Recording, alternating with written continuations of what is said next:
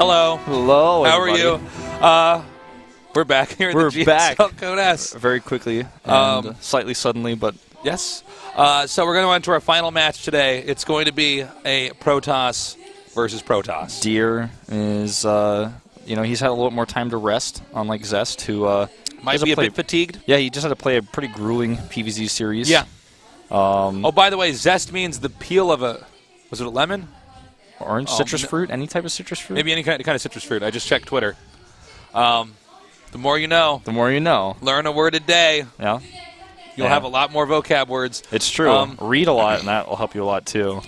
I believe if you read 15 minutes every day, you are exposed to some insane number of words. Yeah. Like, it's crazy. The thing is, like, you pretty much, when you read, you pretty much know every word, but you don't think to use them in your vocabulary until you encounter them more often. Like, yeah. Like, you just see more words and you think about them more often, then you start using them when you speak. Same as if you watch, like, a show that has a lot of high vocabulary as well. You listen to it. It's like the GSL. I mean, we were just, like, master's level, PhD level with our vocabulary. For certain, man. Knowledge dropping. It's not like we ever say or or like or anything in the show. No. I don't go kind of, or sort of. A little bit. Kind of, sort of. This is kind of sort of a little bit exciting because it's two top-tier players. Deer, one of the best players from the last year, and Zest, one of the up-and-comers right now, the all-killer of SK Telecom T1. Yes.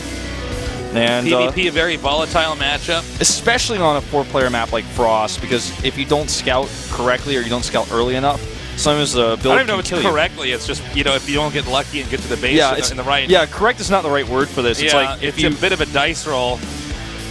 If you don't go to the right place, if you're wrong, it hurts, basically. If you're wrong, but there's no way to know what would be right. So, let's see here. I think it could be anybody's game. I'm leaning towards Deer, but Zest has surprised me today. He already beat Sulky, which I was much more confident about. Only two players left today in Group B. Zest and Deer. One will move on, and his story continues into the round of 8. The other one is gone from the GSL Code S. 2014 Hot 6 GSL Season 1 Round 16. Zest versus Deer. With Tasteless and Wolf. They should just say our Passing names, too. StarCraft II. It's one of our longer names. 2014 WCS Korea Round of 16 GSL Code S Group B. Yeah, man. I'm going to log that so when the aliens come down after the humans are dead, they find out that GSL was the greatest show on Earth. They'll have all the archived episodes. Yeah. Very specifically named and separated. That's right. That's what we're doing it for. They're both sharing the right side of the map. I don't really know what to expect from these two.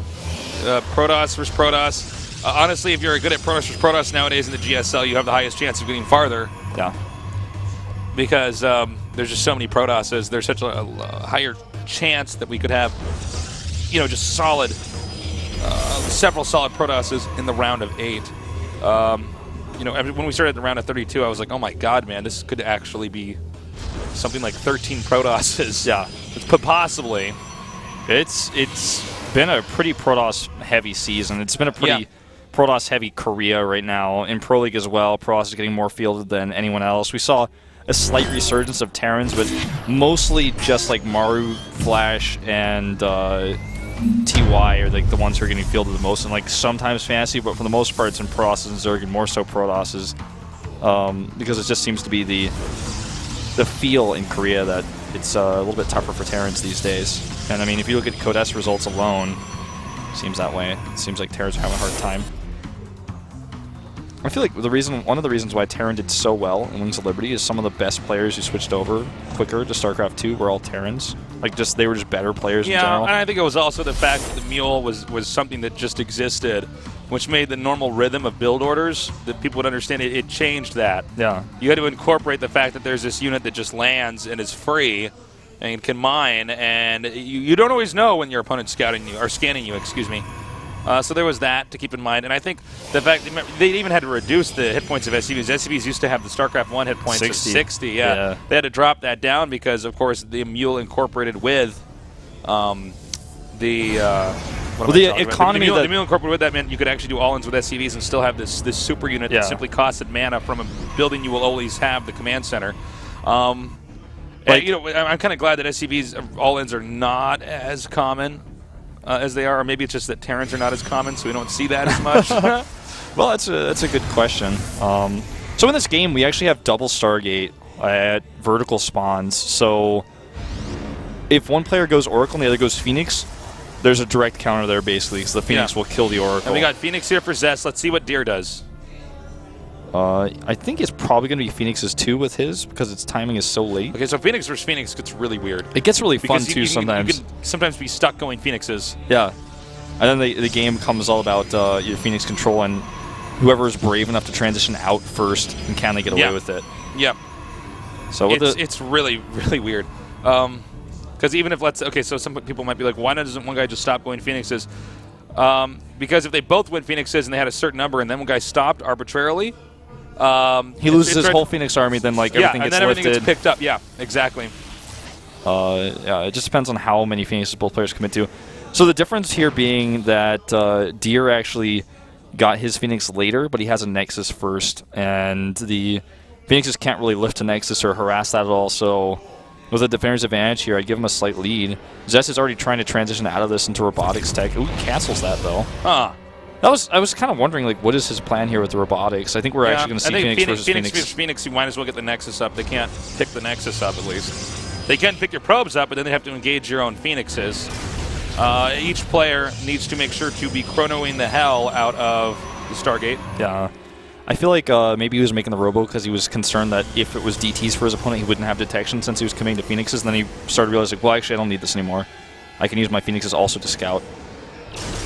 And once the lasers are linked, it's really difficult to actually escape in Phoenix versus Phoenix, so they both fire while moving. That's very true, yeah. I mean, you don't have to... You can target, but you don't have to. I mean, you can just right-click and make sure that you're tracing the path of the opposing Phoenixes. Oh. And again, only chronoing, or as long as you can use chrono for other stuff, as long as you're constantly chronoing the Stargate. Don't miss a pylon. And let's see exactly how they try to get out of this. Sometimes you even see a player add a second Stargate just to get further ahead. That's a possibility as well. Fleet Beacon here first, though, for Zest. He wants to get that range upgrade. This is a fun PvP matchup, Phoenix versus Phoenix. You don't see it that often. I don't get to cast it that much. I know it's like a thing that, you know, it can happen, but usually, at least in the games I cast, I don't get to see it as much. Now he has a fake Phoenix here in the front. Yeah, that's a great choice because it tanks so many shots and it makes it so difficult to actually engage. Excuse me.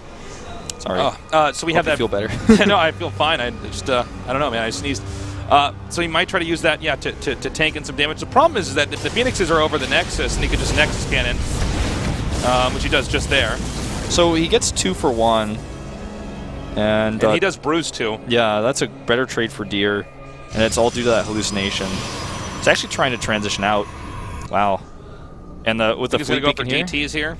I mean, there's no cannons. And he could also just go charge Zealot Archon, which is a pretty good answer for Phoenixes, especially if it's not scouted. That's true too. Because I mean, you can't lift up every Zealot, and the Archons, once they get in there, they cannot be lifted. I'm wondering if economically, if he can actually do that though. In this case. Let's see, though. It depends. We have to see some more gateways if that's what he's going to do. He's going to have to add cannons, too, because if he loses the Phoenix fight, then the Phoenixes are just going to pick up all his probes if he doesn't have any defense on the foreground. Exactly. Very interesting situation for both these guys. It's actually continuing Phoenix production. +1 attack, and he's going to go for Stalkers here. Deer is going for a Stalker build. And Zest, on the other hand, is going all in here for the Protoss Air. He's just now making a second Stargate. Oh, is this going to get scouted? No, he denies it. Nicely done there. That's really important. Because if he knew, he might be able to capitalize on this a little bit. Well, it helps him get a better timing here if he wants to attack and or expand. So the Phoenix is now here for Zest. They're going to come down. Cannon is not ready yet. He's going to be able to pick off a probe, maybe. Nope. Ooh, loses one of his own Phoenixes. Even with a better Phoenix count there. Yeah, that was good. Well, it's funny because even though they have that superior range, the range is much more helpful for the Phoenixes when they're flying away from the air attacking it than when they're flying in. The Phoenixes have a funny unit movement. Yeah. You hardly ever attack command Phoenixes. You usually just right-click with them. Yeah. And kind of scrape by their army. Yeah, so if you move like too far forward, then the range doesn't matter because you're still moving towards them. And it's much better on the retreat. Is he still making it at both Stargates? I think so, yeah. He's getting a lot of gates. Okay, he is still making Phoenixes, but he's getting 4 gates to total here. He might actually just try to hit a timing where he has like so many Phoenixes, he kills the Phoenixes in the air, then There's a lift. does lifts with his gateway units. But I don't know, man. I think that timing may have already like passed. And Deer has this really strong army that's got Blink Stalkers with Phoenix support. That Stalker is toast. Zealot as well. 12 to 8 Phoenixes. I guess the problem is that the Stalkers are here. They can help out on the low ground. He's going to catch this pylon, which will actually supply block him for a second. This is interesting. I feel like Deer might actually have a bit of an advantage, but we'll have to see. It depends really on how the engagement goes down. But I like Deer's position a little bit better here. I think his army is just more flexible, and it's got... Well, the other thing, too, is that, okay, so depending on how many Phoenixes are killed, Phoenixes are not going to be as important after the first big battle. You know? Yeah. Getting that range upgrade was only good if the other guys kept going Phoenixes. Oh, man. He's going to kill a lot of probes, but that's not going to be helpful back at home. He needs to turn around. That's a lot of lifts he doesn't have now. Yeah. Here we go. He targets on the Nexus with his Stalkers, and he's just going to actually fight some of these Stalkers that are being warped in. Smart Stalkers choice. don't do enough damage to easily just target down the Nexus in that situation. With the Nexus cannon activated and more Stalkers coming in here. He's making a pylon. He wants to warp in some more attacking units. We see a robotics facility is almost done for the Immortals here to try to engage those Stalkers. Is he just going to blink up here? I think he could. Yep. Nope. He could do it, though, I feel. I think he's concerned there might be too many Phoenixes. He doesn't want to get trapped in that location. I suppose you're right. He could just wait for the Nexus cannon to run out.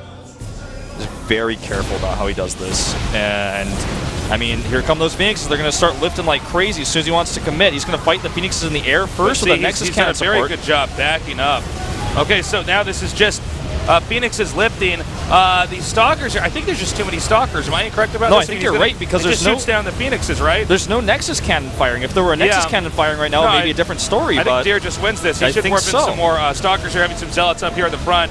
And that should be GG here. GG. Zest is a dead nerd.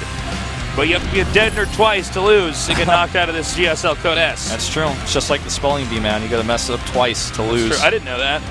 Yeah, you got to like spell 2 words wrong, I think. Either that or your opponent has to spell 2 words right in a row after you spell one wrong. Do they do spelling bees in best of threes like that? Do you actually have a one-on-one battle? I think in the finals it gets like that always. Do they have a winner's match and a loser's match? They should. They should. They should copy the GSL They should copy format. GSL Code S format, yeah, for sure. It's the best format. Well, I mean, what's the problem here for Zest? He just didn't identify that his opponent switched out of Phoenixes and went to Blink Stalkers until it was too late. That robotics was very late. And even if he had Immortals out, like, they could have just been lifted maybe, 1 or 2, and too many Stalkers on the ground.